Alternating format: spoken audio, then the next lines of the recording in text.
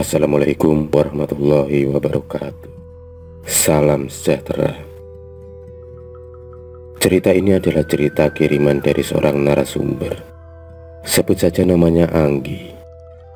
Anggi adalah mahasiswi semester akhir di sebuah fakultas perguruan tinggi di Yogyakarta.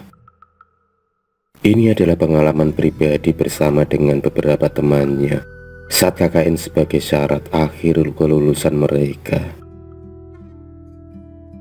Singkat cerita, pada saat diadakannya program KKN oleh kampusnya, hari itu, Senin di bulan Januari, semua mahasiswa sudah bersiap-siap dengan perbekalannya masing-masing. Sudah seperti kebanyakan KKN, pasti akan dibagi ke beberapa tempat wilayah yang berbeda dan desa yang berbeda-beda pula. Dari dulu memang sudah begitu tradisinya. Hingga tiba waktu pelepasan rombongan KKN di kampusnya. Rombongan berangkat dengan beberapa armada bus untuk menuju ke lokasi masing-masing yang telah ditetapkan sesuai dengan kelompok-kelompok masing-masing. Rombongan pun meninggalkan lokasi tempat pagi itu. Iring-iringan mobil berjalan meninggalkan halaman kampus. Terlihat di dalam armada masing-masing para mahasiswa terlihat sangat senang akan melaksanakan KKN kali ini. Tepat di alun-alun kota, rombongan pun berpisah. Rombongan teman-teman yang lainnya masing-masing menuju ke arah masing-masing sesuai dengan jatah penempatan KKN yang telah dibagi. Bus kami terus melaju meninggalkan kotanya Yogyakarta menuju ke suatu tempat di suatu desa terpelosok yang mungkin jauh dari kota, desa yang mungkin sangat terpencil di antara desa-desa lainnya. Perjalanan pun lumayan jauh yang kita tempuh untuk sampai ke desa tersebut dengan melewati beberapa kecamatan dan desa-desa yang kami lewati.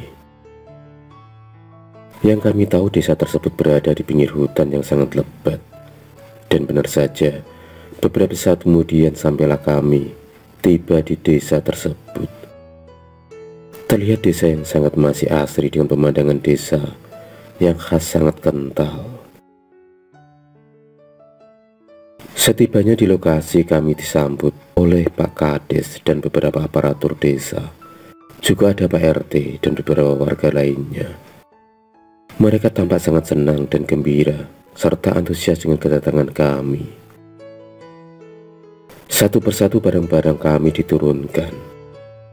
Rombongan kami pun disambut dengan baik dan meriah oleh para warga. Sungguh, pemandangan penduduk desa yang penuh ramah tamah dan sangat baik kepada kami, dan itu membuat kami merasa senang dan sangat berkesan di hati kami.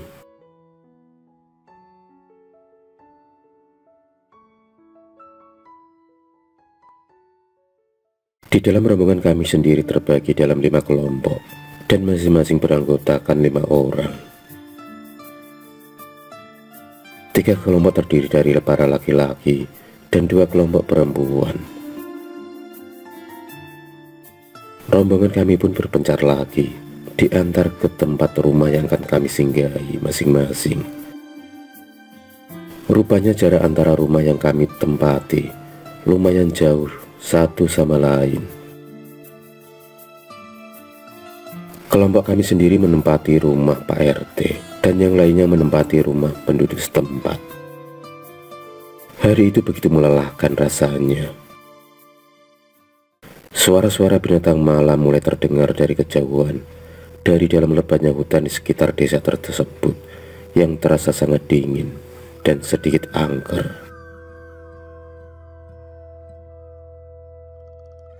Di kelompok kami sendiri malam itu dijamu hidangan ala pedesaan oleh tuan rumah yaitu Pak RT dan Bu RT yang sangat baik hati. Banyak hidangan yang dihidangkan malam itu. Dengan sigap, kami semua membantu Bu RT untuk menyiapkan hidangan malam itu yang ditaruh di atas tikar, di atas lantai ubin kuno. Suasana malam itu membuat kami terharu.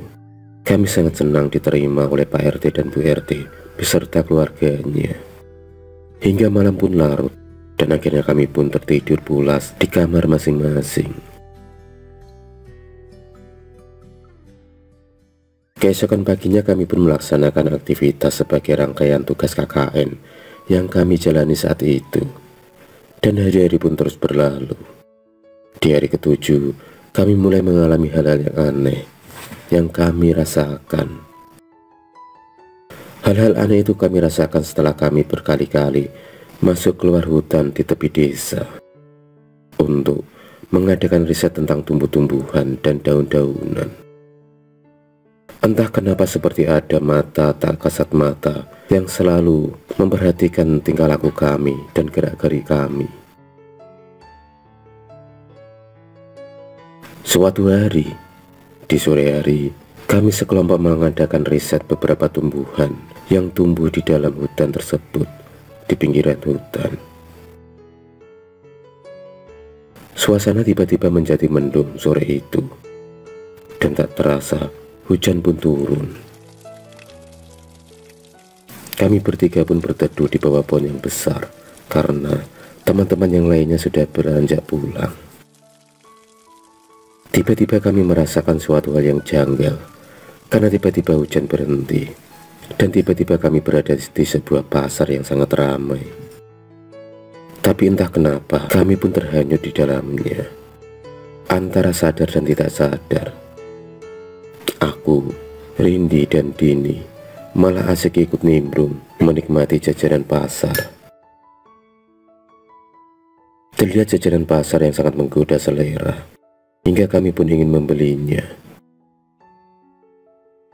Tanpa ada rasa apapun, aku pun bertiga mulai membeli jajanan pasar tersebut, dan kami kemudian mulai mencicipi jajanan tersebut.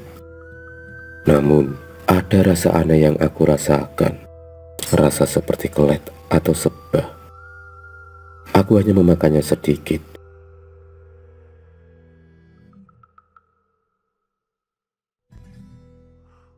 Aku kemudian baru menyadari beberapa saat kemudian, saat aku mulai melihat ada hal yang aneh yang tampak dari para penduduk desa.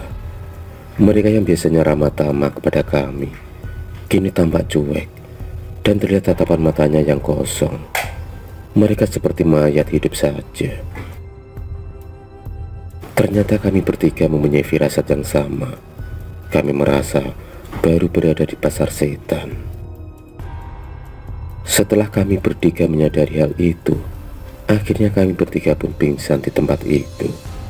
Kami tak tahu apa yang terjadi selanjutnya. Ternyata teman-teman dan penduduk desa mencari kami sejak sore hari. Para penduduk desa sudah hafal akan tempat tersebut. Dengan bersama seorang sesepuh desa yang bernama Mbak Marno, para warga akhirnya menemukan kami bertiga yang tengah tergeletak pingsan di bawah pohon yang sangat besar dan mungkin sangat angker. Para warga sendiri sudah menduga pasti kami berada di bawah pohon tersebut, karena sudah banyak cerita yang terjadi di seputaran pohon keramat tersebut. Ternyata cerita itu memang ada. Cerita tentang desa setan yang terkenal dengan pasar setannya. Desa tersebut berada di sebelah utara dari desa yang kami tempati.